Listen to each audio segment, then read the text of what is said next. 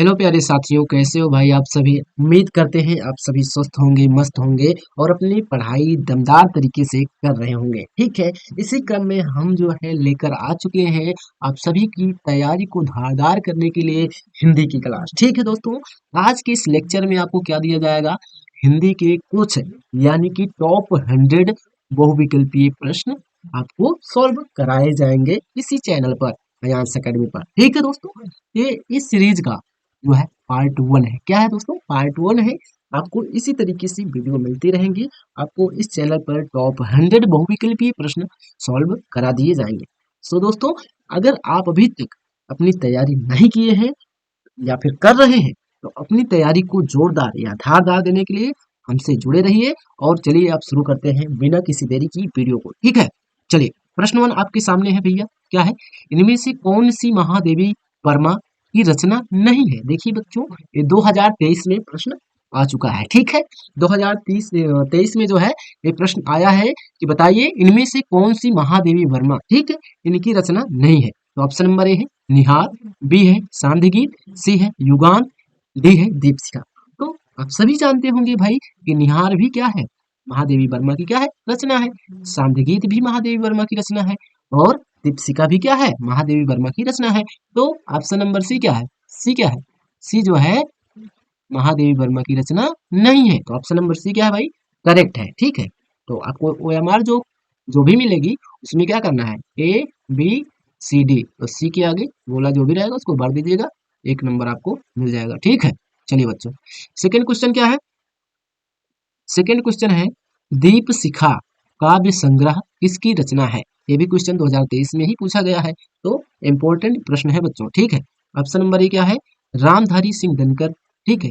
Option number B है महादेवी वर्मा, सी है Subhadra Kumari Chauhan, D है सूर्यकांत त्रिपाठी निराला।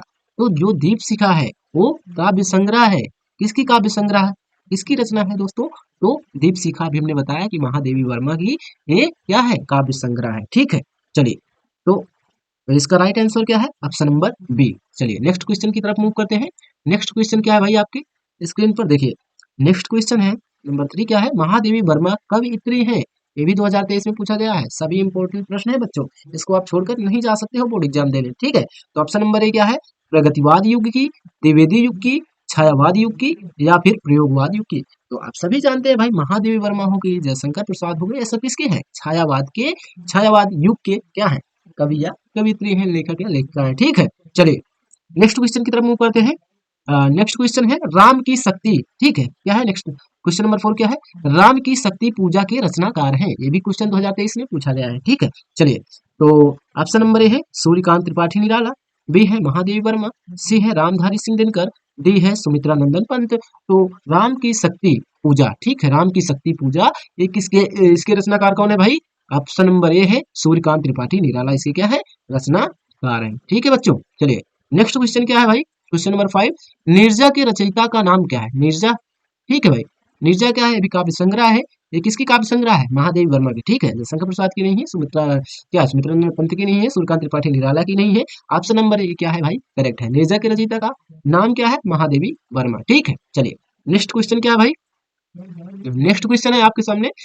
देखिए प्रश्न 6 आ चुका है। देखिए यशोधरा रचना है, 2023 में ये भी पूछा गया है, यशोधरा भाई किसकी रचना है बताना है। तो ऑप्शन नंबर है जयशंकर प्रसाद की, सुमित्रा नंदन पंत की, मैथिली शरण गुप्त की या फिर महादेवी वर्मा की। तो यशोधरा भाई, ठीक है, यशोधरा किसकी रचना है, मैथिली शरण गुप्त की। ठीक है, चलिए इसको आप याद कर लीजिए, अगर आपको पता था तो बहुत मोस्ट वेलकम है। ठीक है, चलिए नेक्स्ट क्वेश्चन क्या है भाई, नेक्स्ट क्वेश्चन है प्रश्न 7, क्या प्रश्न 7 में क्या पूछा गया है, प्रिय प्रवास किसकी रचना है। प्रिय प्रवास ये बहुत ज्यादा इंपॉर्टेंट प्रश्न है बच्चों। ठीक है, इंपॉर्टेंट प्रश्न है, वेरी इंपॉर्टेंट कह लीजिए, तो इसको आपको याद होना चाहिए। प्रिय प्रवास किसकी रचना है, जयशंकर प्रसाद, श्रीधर पाठक, सिया राम शरण गुप्त या फिर अयोध्या सिंह उपाध्याय हरिओत। तो दोस्तों प्रिय प्रवास किसकी रचना है, ऑप्शन नंबर डी क्या है, करेक्ट है, अयोध्या सिंह उपाध्याय हरिओत इसके क्या है, रचयिता है। ठीक है, क्वेश्चन नंबर 8 क्या है, मूव करते हैं। क्वेश्चन नंबर 8 क्या है भाई, आवारा मसीहा विधा है। आवारा मसीहा कौन सी विधा है, 2023 में ये भी आ चुका है। ठीक है, ये भी 2023 में आ चुका है। ऑप्शन नंबर ए आवारा मसीहा कहानी है, उपन्यास है, निबंध है या फिर जीवनी है। क्या है बच्चों, कहानी नहीं है, उपन्यास भी नहीं है, निबंध भी नहीं है, ये क्या है, जीवनी है। आवारा मसीहा क्या है बच्चों, एक जीवनी है। ठीक है, देखिए, आवारा मसीहा के लेखक कौन है? विष्णु प्रभाकर द्वारा ये रचित प्रसिद्ध बांग्ला लेखक शरत चंद्र चट्टोपाध्याय की जीवनी है। ठीक है, ये जो आवारा मसीहा के लेखक कौन है भैया? विष्णु प्रभाकर है, इन्होंने लिखा है। ठीक है, और इन्होंने किसके ऊपर जीवनी लिखी है? शरत चंद्र चट्टोपाध्याय, इनके ऊपर उन्होंने जीवनी लिखी है। ठीक है बच्चों, तो इसको आप याद करिएगा, बहुत ही मोस्ट इंपॉर्टेंट है। ठीक है, जितने भी प्रश्न आ रहे हैं। चलिए, प्रश्न 9 आपके स्क्रीन पर आ चुका है। प्रश्न 9 क्या है? आवारा मसीहा किसकी रचना है? 2023 में ये क्वेश्चन आ चुका है। ठीक है, ऑप्शन नंबर ए क्या है? Jaishankar Prasad. Option number B है मुंशी प्रेमचंद। सी है महादेवी वर्मा। डी है इनमें से कोई नहीं। तो अभी हमने देखा कि भाई आवारा मसीहा किसकी रचना थी? विष्णु प्रभाकर की। ठीक है, तो विष्णु प्रभाकर कहीं इसमें दिख रहे हैं? नहीं दिख रहे हैं ना। जयशंकर प्रसाद है, मुंशी प्रेमचंद है, महादेवी है, तो इनमें से कोई नहीं क्या होगा? इसमें राइट आंसर होगा। ठीक है बच्चों, तो इंपॉर्टेंट प्रश्न है, सभी याद कर लीजिएगा ध्यान से। ठीक है, चलिए नेक्स्ट क्वेश्चन क्या है भाई? प्रश्न 10 क्या है? हिंदी गद्य साहित्य को कितने चरणों में विभाजित किया गया है? हिंदी गद्य साहित्य को भाई कितने चरणों में विभाजित किया गया है? तो ऑप्शन नंबर ए है 2, ऑप्शन बी है 3, ऑप्शन सी है 4, ऑप्शन डी है 5। तो बच्चों, हिंदी गद्य साहित्य को 5 चरणों में विभाजित किया गया है। ठीक है, चलिए कौन कौन से चरण है उसको भी देख लेते हैं। तो देखो बच्चों, जो हमारा हिंदी गद्य साहित्य है 5 चरणों में विभाजित किया गया है। पहला है भारतीय युग, द्वियोधी युग, शुक्ल युग, शुक्लोत्तर युग और वर्तमान युग। ठीक है, 5 भागों में से क्या किया गया है? 5 चरणों में विभाजित किया गया है। तो आप सभी ने देखा भाई कि आज के इस वीडियो में 10 आपको क्या किया गया है? 10 जो है बहुविकल्पीय प्रश्न एमसीक्यू जो है सॉल्व करवाए गए। तो नेक्स्ट वीडियो में, नेक्स्ट पार्ट में ना, नेक्स्ट पार्ट में क्या करेंगे भाई? नेक्स्ट पार्ट सेकंड में क्या करेंगे? आपकी 10 या 20 एमसीक्यूज और सॉल्व कराए जाएंगे।